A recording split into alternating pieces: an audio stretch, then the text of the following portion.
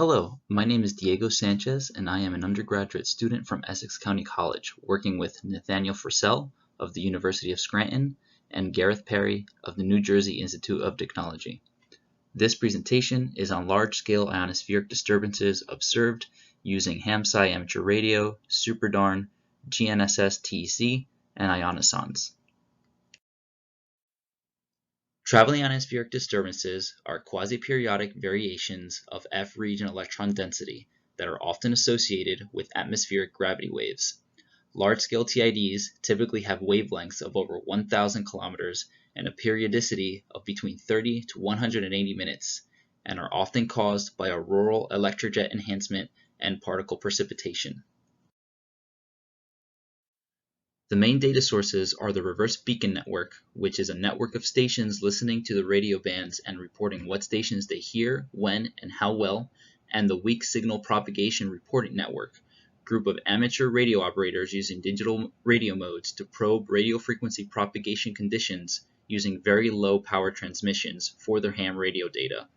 The Super Dual Auroral Radar Network, which is a network that consists of more than 30 low-power HF radars that look into Earth's upper atmosphere beginning at mid-latitudes and extending into the polar regions, the Madrigal GPS total electron content, NASA Omni data, and Ionoson FOF2 data from the Boulder and Julius Root ionosondes. Here is a figure demonstrating what happens to an HF radio wave when it attempts to pass the ionosphere. As the ionosphere becomes perturbed, the amount of refraction changes. TIDs cause a perceived fading in HF propagation when observed using SuperDARN HF radars and ham radio data.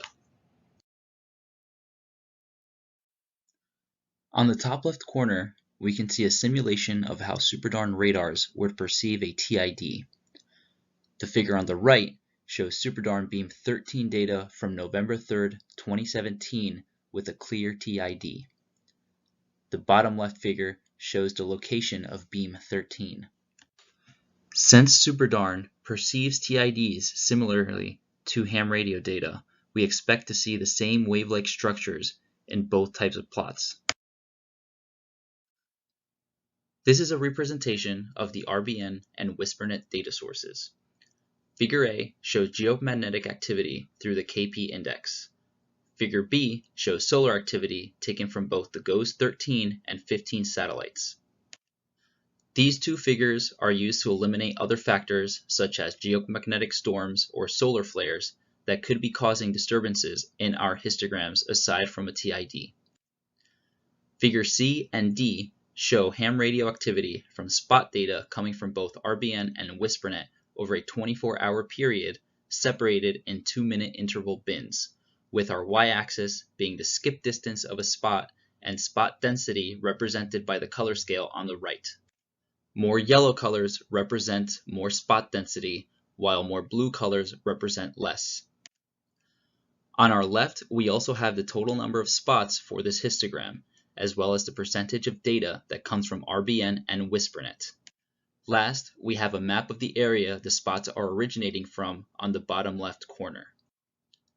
As you can see, we have marked with red arrows a particularly pronounced wave-like structure in our 14 MHz histogram from November 3, 2017, that we suspected could be an LSTID given the apparent periodicity and how relatively quiet that day was in terms of geomagnetic and solar activity. Since HF refraction is associated with ionospheric density, we use GPS total electron content data to see if these wave-like structures coincided with total electron content changes in the ionosphere. More red colors represent a higher total electron content, and more blue colors represent less total electron content in our GNSS TEC plots. As the minimum skip distance rises in our ham radio plots, we see a higher TEC values, and when the minimum skip distance falls, so does the total electron content. As you can see, the change in total electron content coincides with our change in minimum skip distance.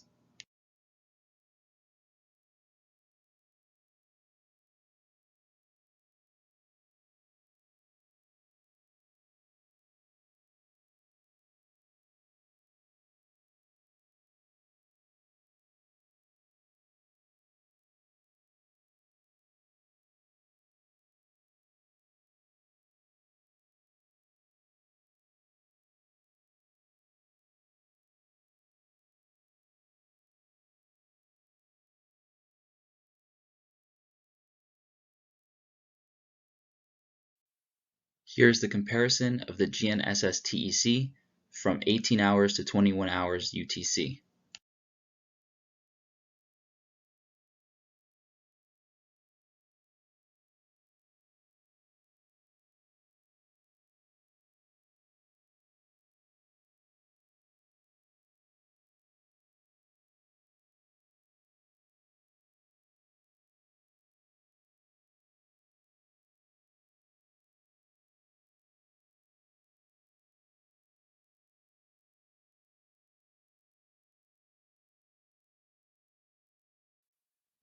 We also found other days we suspected had active TIDs.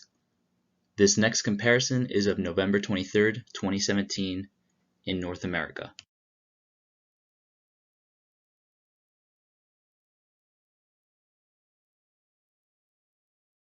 As you can see, higher minimum skip distances coincide with less total electron content, and lower minimum skip distances coincide with higher total electron content.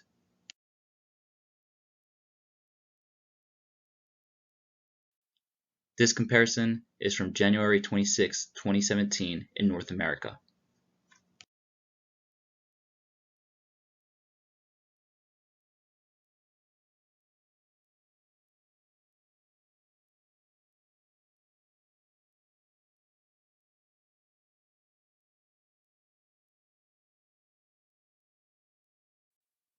Another data source we used to compare with our ham radio histograms was Ionoson FOF2 data. We tried finding ionosons relatively close to the largest concentration of radio spots. For North America, we used Boulder, and for Europe, we used Julius Rue. On the right, we have maps of ham radio spot locations.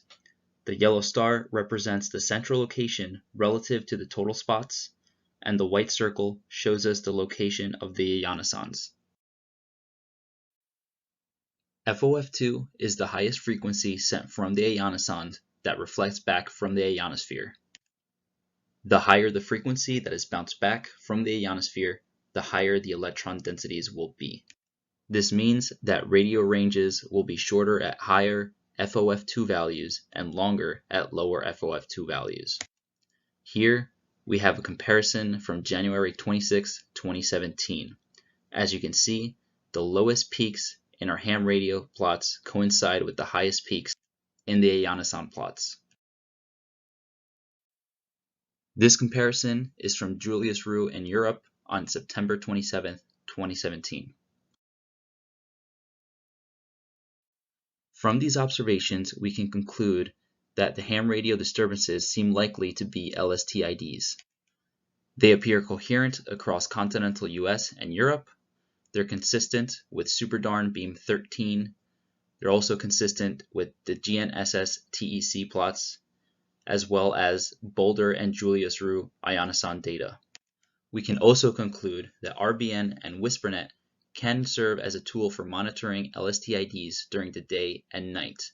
However, there is less night observation capabilities using 14 MHz.